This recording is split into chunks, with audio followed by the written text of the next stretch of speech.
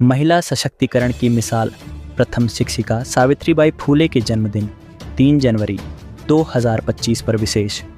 विलक्षण प्रतिभावान सावित्रीबाई फूले अपनी लगन, कठिन परिश्रम, व्यवहार कुशलता से मराठी कवयित्री, पहली नेत्री, समाज सुधारक, रूढ़िवाद और कुरीतियों की घोर विरोधी, प्रगतिशील, नारी सशक्तिकरण की मिसाल बन बालिकाओं के लिए शिक्षा, अनुशासन और ज्ञान का मार्ग प्रशस्त किया। उन्होंने भारत में नारी मुक्ति आंदोलन की अलग जगाई। आज महिलाओं को जितनी शक्ति प्राप्त हो रही है, उन्होंने लगभग 200 वर्ष पहले ही महिलाओं को शोषण, अनाचार, अत्याचार, अज्ञानता से संघर्ष करने का मार्ग दिखा, अपनी लड़ाई खुद लड़ने की प्रेरणा दी।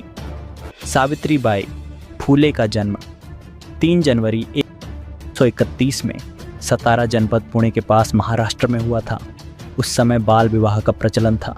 इनकी शादी भी 9 वर्ष की उम्र में इनसे उम्र में बद्धे 13 साल के ज्योतिराव फूले से धूमधाम से संपन्न हुई। लेकिन इन्हें यह विवाह केवल एक समारोह, जिसमें खाने पीने के सुंदर व्यंजन, खेल कूद के सिवा कुछ नहीं था। फूले इनका उपनाम पढ़ा, इसलिए कि इनके यहाँ फूलों की खेती और विक्रय का कार्य होता था। सावित्रीबाई फूले की शिक्षा अपने खेत में काम करने के कारण शून्य थी, लेकिन जब वह अपने पति के घर आई तो उन्होंने उन्हें शिक्षित किया।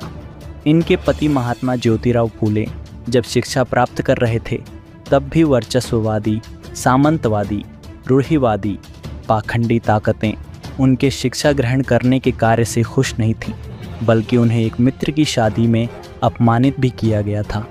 इस घटना से उनके मन में बहुत पीड़ा हुई। उन्होंने निश्चय किया, मैं कमज़ोर वर्गों तथा महिलाओं को शिक्षित करने के लिए विद्यालय की स्थापना करूंगा। 18 में बालिकाओं के लिए पहले विद्यालय की पुणे में स्थापना की, लेकिन शिक्षा पर कब्जा करने वाला वर्ग इनके काम का विरोधी रहा। इन्हें स्कूल खोलने के लिए अहंकारी ताकतें न कोई मकान, न शिक्षा देने के लिए, बल्कि अध्यापक अध्यापिकाओं की व्यवस्था में लगातार अड़चन डालने का कार्य करते रहे। इनका साथ दिया अपना मकान देकर गफ्फार शेष ने।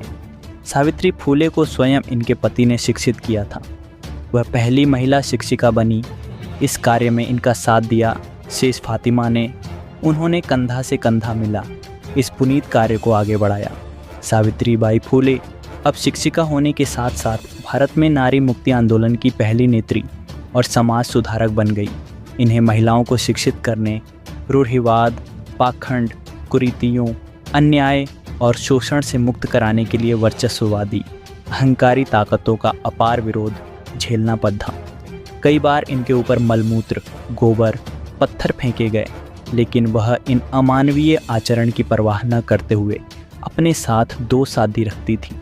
वह विद्यालय में साथी बदलकर छात्राओं को शिक्षित करती रही।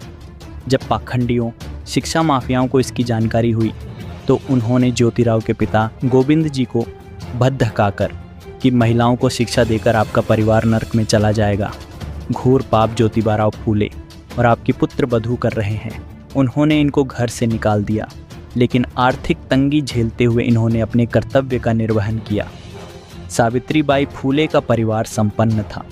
जब उन्होंने अपने भाई से आर्थिक सहायता मांगी, तो उन्होंने कहा कि हम तुम्हारे लिए आर्थिक मदद देकर नरक में चले जाएं। साफ इनकार कर दिया। सावित्रीबाई फूले ने उनका प्रतिकार नहीं किया, बल्कि कहा कि आप लोग अनजान, शिक्षा के महत्व और हमारे कार्य को समझने में भूल कर रहे हैं। अपने उद्देश्य में लगे रहे। उनकी कोई संतान नहीं थी। उन्होंने पूरे समाज, देश के बच्चों को अपनी संतान मान छुआछूत, जाति व्यवस्था, ऊंच नीच, बाल विवाह, विधवा विवाह जैसी कुरीतियों, पाखंड, रूढ़िवाद के समूल नाश के लिए लगातार कार्य किया। 1951 तक इन्होंने 3 महिला विद्यालय की स्थापना की, प्रभारी बनी। वह शिक्षा के क्षेत्र में ही नहीं, बल्कि महिलाओं के लिए प्रसूति गृह की स्थापना की, जिससे शिशु सुरक्षित पूर्ण जन्म ले सके। उन्होंने ब्राह्मण विधवा से पैदा हुए यशवंत को डॉक्टर यशवंत बनाया। गोद लेकर पूरी शिक्षा दिला एक समाज में मिसाल पैदा की। उन्होंने विधवा पुनर्विवाह की वकालत की।